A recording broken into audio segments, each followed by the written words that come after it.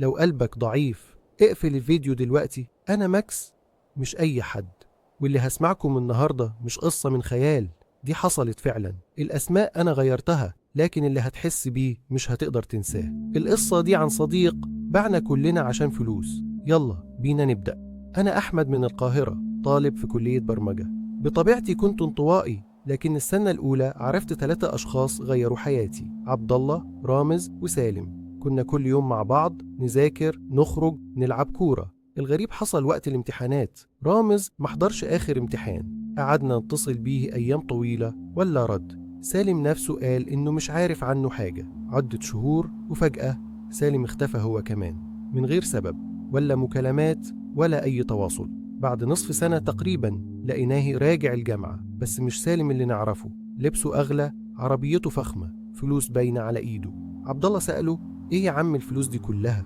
سالم ضحك وقال: أنا شغال في شركة برمجة كبيرة، مرتبي عالي، وبالمناسبة عيد ميلادي بكرة، كلكم معزومين عندي في الفيلا. اللي شدنا إن مكان الفيلا على الطريق الصحراوي، في مكان مهجوري تقريبا، لكنه أكد إنه بعت اللوكيشن.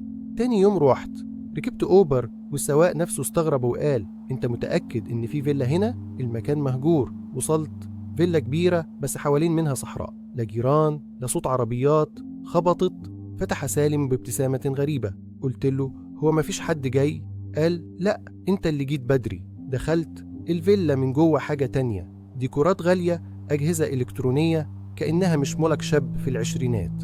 أنا في سري قلت: المرتب مهما كان مش هيعمل كده. طلبت أشوف الحمام، وأنا ماشي لقيت أوضة بابها موارب. دخلت وكانت الصدمة: أوضة مليانة شاشات، كاميرات، أجهزة تسجيل، كأنها استوديو سري، وعلى الحيطان لوجو غريب.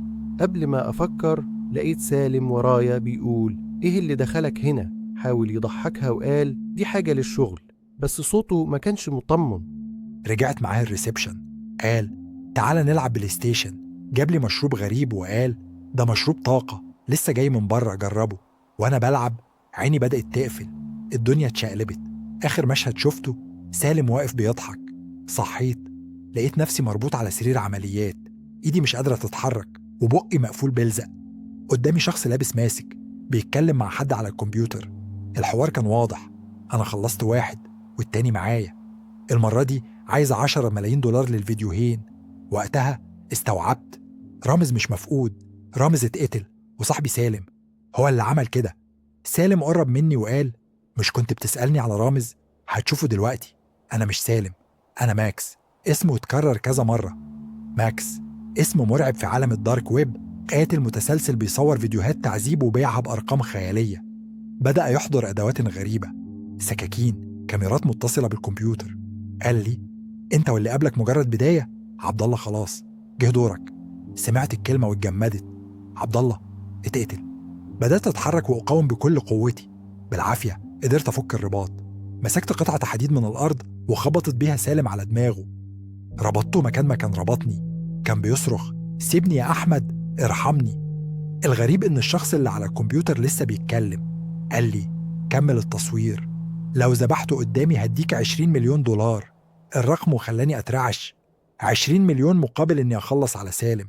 بس وأنا بدور في الكمبيوتر لقيت ملفات، فيديوهات، عقود، تحويلات، كل حاجة تثبت إنهم شبكة عالمية. ولقيت جثة عبد الله متصورة مقطعة. وقتها استوعبت الدعوة كلها كانت فخ، كانوا عايزيني أنا وعبد الله ضحايا الليلة دي. بلغت الحكومة والعملية كلها اتفضحت. بس الكلمة اللي مش قادر أنساها سالم وهو بيتاخد وهو بيضحك ويقول: أنا مش هسكت، أنا ماكس. ومن يومها وأنا مش عارف هل القصة خلصت فعلا ولا لسه في ماكس تاني حوالينا بيستنى دوره. اكتبولي في الكومنتات، هل تعتقدوا في ناس ممكن تبيع أقرب أصحابها عشان الفلوس؟